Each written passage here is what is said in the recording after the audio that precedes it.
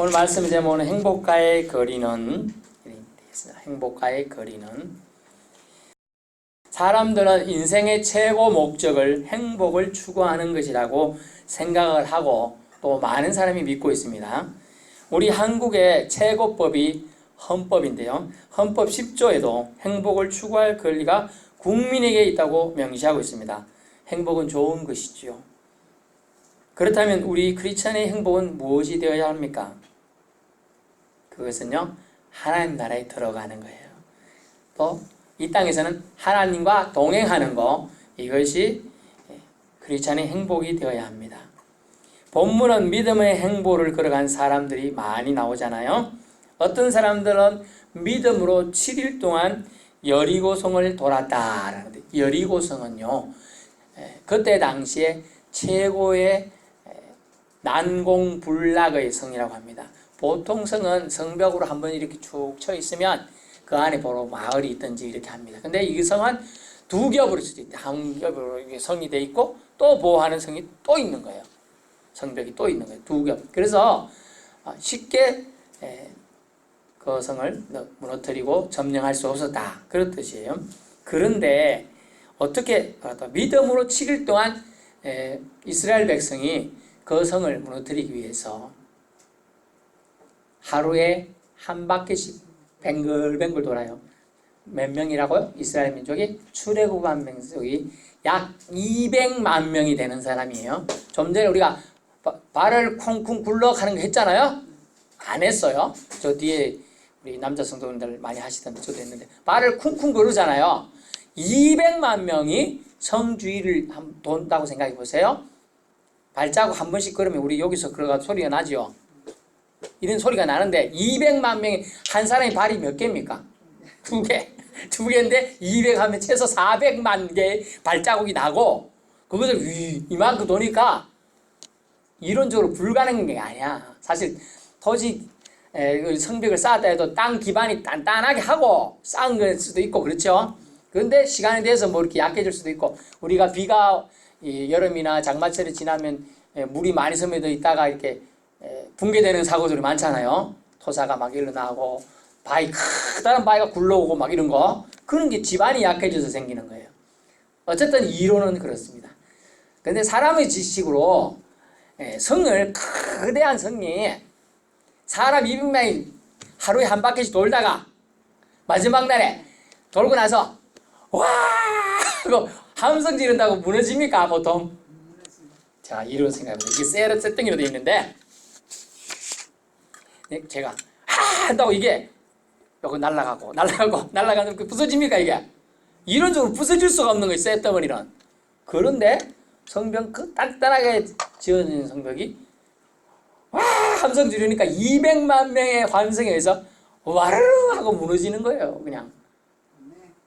그렇게 또 용감하게 싸우던 사람들이 자기 성이 무너지는 거 보니까 이게 쫄았어요. 그래가지고 항복하고 어떤 사람 다 죽고 도망가고 전쟁에서 쉽게 이겨버리는 거죠. 무엇으로요? 믿음으로. 하나님이 너희 백성은 싸울 게 없다. 너들은 그냥 그 성주변에 하루에 한 바퀴씩 돌고 집에 가서 쉬어라. 그렇게 전략을 짜가지고 줬는데 보통 사고방식이 정상적인 사람은 말이 된다고 할까요? 말이 되는 얘기를 하나님 그게 말이 됩니까? 성주위를 뺑글뺑글 도는 거 가서 돌을 던지는 것도 아니고 한 번에 돌 한 개씩 던져도 힘이 셀 거 아니에요. 200만 명이 던지면. 그런데 돌 던지는 것도 아니고 침을 뱉는 것도 아니고 요걸 하는 것도 아니고 그냥 한 바퀴씩 동무밖에 안 했어요. 그게 뭐냐 하면 믿음의 행보라는 거예요. 우리 눈에는 천국이 지금 안 보이죠. 믿음의 행보가 그러면 그거예요. 안 보이지만 걸어가는 거. 이게 믿음이라니까요. 안 보이지만 우리 눈에 지금 하나님 보인다면 누가 예배하러 안 오겠습니까? 안 보이잖아요. 안 보이는데 예배하는 거 이게 믿음이라는 거예요. 예.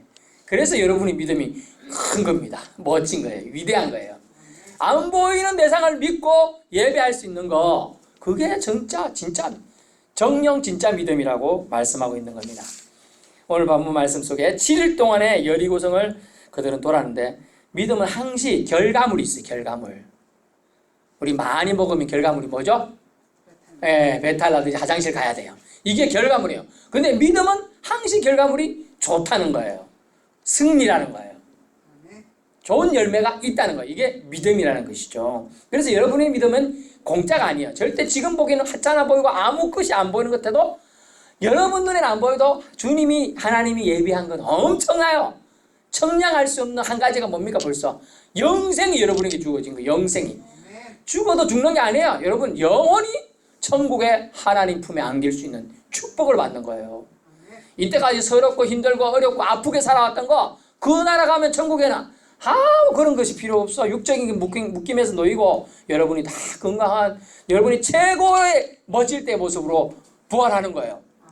자, 지금 여러분이 왜 표현이 그렇습니다만은 좀 얼굴이 막 옛날 막 검버섯도 나고 막 주름도 잡히고 이런 얼굴로 돌아가신 때 부활하고 싶은 사람도 있겠지만은 보통 가장 예쁠 때, 가장 멋질 때 모습으로 부활하고 싶지 않겠어요? 언제쯤 가장 예뻤어요? 뭐 보통 20대 아니면 청춘 때 아닙니까? 그 모습으로 이제 제일 좋은 모습으로 부활하는 거예요. 부활하는 거. 그렇습니다. 이스라엘 백성은 성을 점령하고 땅을 차지하게 되는데 불평 불만이 섞인 사람들도 있었겠지만 잠잠했다는 거예요. 믿음은 불평 불만을 토로하고 싶을 때도 잠잠할 수 있어야 돼요. 그래야 그것이 열매 맺는 시기가 생긴다는 거예요. 우리 씨앗을 뿌렸는데 씨앗이 처음에 안 보인다고 해서 다 뽑아버리면 돼요? 안 돼요? 기다리는 게 필요해요. 기다리는 게. 그걸 어려운 한자어로 성숙이라고 그럽니다. 성숙. 성숙될 수 있는 기간. 그리고 자연적인 법칙으로는 성장이라고 그러죠. 성장되도록 기다려줘야 되는 거예요. 처음부터. 누가 처음부터 기도 잘합니까? 처음부터 주기도문 외울 수 있어요? 아니요. 불가능한 거예요. 기다려주는 게 필요한 거죠. 성숙되도록. 7일이라는 과정은요. 이 7일은 이스라엘에는 7이라는 숫자를 아주 강조합니다. 완전수로 해요. 완전수. 완전 숫자가 7이에요. 그래서 7일 동안 이 사람들이 6일까지 순종해는 7일날 아이고 아무 일도 안 일나네. 7일날 아무도 안 돌았어. 그럼 아무 일도 안 생기는 거예요. 그죠? 그럴 수 있는 거예요. 그러나 7일날도 아이고 아무 일도 없지만 그래도 나가보자. 또 막 돌았더니 역사가 펼쳐지는 거예요. 역사가.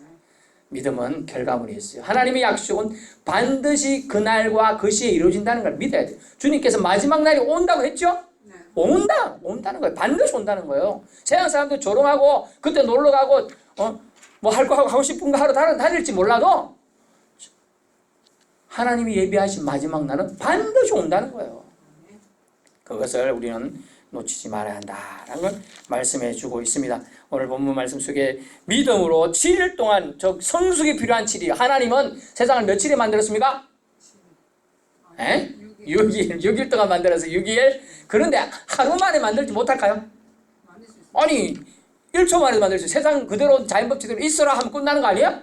돼요. 그런데 6일이라는 시간을 둔 이유들이 있는 거예요. 하나님은 그것들이 모든 것들이 합력하여 선을 이룰 수 있도록 하기 위해서 일부러 시간 개념을 사실 우리가 생각하는 시간 개념과 하나님 생각하는 시간 개념이 같은가요? 달라요. 완전 이해할 수 없는 영역이에요. 하지만 성숙을 위해 성장을 위해 필요했기 때문에 6일 동안 일을 하시고 7일째 쉬시게 된 거예요. 그래서 우리는 7일날 쉬면서 예배를 드리는 줄 믿는 거예요. 아멘. 예, 그래서 우리가 하나님의 뜻이 17을 도니 성이 무너졌으며 어떻게요? 믿음으로. 믿음의 반응은 시간의 인내가 필요한 거예요. 시간이. 믿음이요. 바로 다 반응하면요. 안 믿을 사람 한 명도 없습니다. 시간의 인내를 못 견디는 거예요. 시간의 인내를. 믿음은 결국 30절에 말한 믿음은 결국 인내를 말하고 있습니다. 인내를. 31절까지만 보는데요. 믿음으로 기생 라합은 정탐꾼을 평안히 영접하였으므로 순종하지 아니한 자와 함께 멸망하지 아니했다. 믿음으로 이 기생 라합이라는 이제 다른 여리고의 족속의 기생인데 라합이라는 사람은 정탐꾼을 영접해요. 아니 소문은 들었어요. 이스라엘 민족이 출애굽했다더라. 이집트에서 탈출했다더라. 근데 그들이 하나님이 그들을 인도했다더라. 그걸 들으니까 그게 믿음이 생긴 거예요. 이 기생 라합한테는. 하나님 뭐야? 그럼 끝나잖아요. 근데 소문으로 들었는데 저 수백만 명의 사람이 어디서 나왔느냐? 여호와라는 신이 저 이집트에서 그 칼 앞에서 창 앞에서 건져냈다더라. 그래? 그런 신임이 나도 믿어야 되겠다. 이렇게 생각이 들어간 거예요. 이게 믿음이라는 거예요. 7일 동안 여리고를 돈 이스라엘의 믿음과 이방 여인인 이 기생 라합의 믿음이 대조적으로 나오지 않습니까? 그러면서 정탐꾼을 평안히 영접하여서 순종 아니한 자와 함께 멸망하지 않았어요. 근데 제가 말씀드린 것은 기생 라합이 믿음은 어떤 믿음을 보이느냐? 용기예요, 용기. 만약에 믿기로 결단한 용기가 없었으면 어떻게 됐을까요? 기생 라합도 그 자기 친척도 다 죽었을 거예요. 근데 이 사람이 결단하니까 나중에 나오지만 그 가족 식솔이 다 구원받게 됩니다. 이 큰 여리고성 전체에서 기생 라합 가족만 살아나요. 어떻게? 표시를 달아놓죠. 그걸 보고서 저 집은 없애면 안 된다. 약속하고. 그리고 나중에 전설에 의하면 기생 라합이 정탐 왔던 한 사람과 결혼하게 돼서 예수님 족보로 들어오게 돼요. 쉽나요? 엄청난 축복을 이 사람이 믿음은 결단임을 알 수 있어요. 믿음은 용기임을 알 수 있어요. 용기. 여러분 용기 있습니다. 처음엔 여러분이 예수 믿는다 할 때 누구 탄압 안 했어요? 아무도? 지금도 탄압하고 있는 사람 많을 텐데. 예수는 저 다리 몽둥이 뿜질러 부른다는 소리 빡빡 공갈을 엄청 들었어요. 처음에는 그거 진짜 같더라고요. 그래서 못 가겠더라고요. 나중에 차라리 분질러라 이러면서 갔어요. 믿음은 용기가 필요한 거예요. 결단은 용기가 꼭 따르게 되어 있습니다. 그래서 말씀을 이제 맺는데 뭐냐 하면 두 가지밖에 오늘 엄청나게 많지만은 뭐냐 하면 믿음은 인내다. 그죠? 시간의 성숙이 필요해요. 믿음에는요. 그 다음에 두 번째는 믿음은 용기 있는 결단이 있다라는 거죠. 어떤 용기 있는 결단들을 뒤에 다 드러났어요. 32절에는 기도온, 바락, 삼손, 입다, 다윗, 사무엘 그들은 믿음으로 나라들을 이기기도 하고 의를 행하기도 하며 약속을 받기도 하고 사자들이 입을 막았다. 그죠? 다니엘인가? 세 친구들인가? 다니엘이죠. 던졌는데 사자 입을 봉해갖고 잡아 못 먹게 한 거예요. 뭘로 했다고요? 믿음으로. 하나님을 믿으니까 제가 진짜로 날 신뢰하는구나. 사자는 하나님 만드셨죠? 그리고 사자에게 명령해서 입 다물고 있어라 이렇게 한 거예요.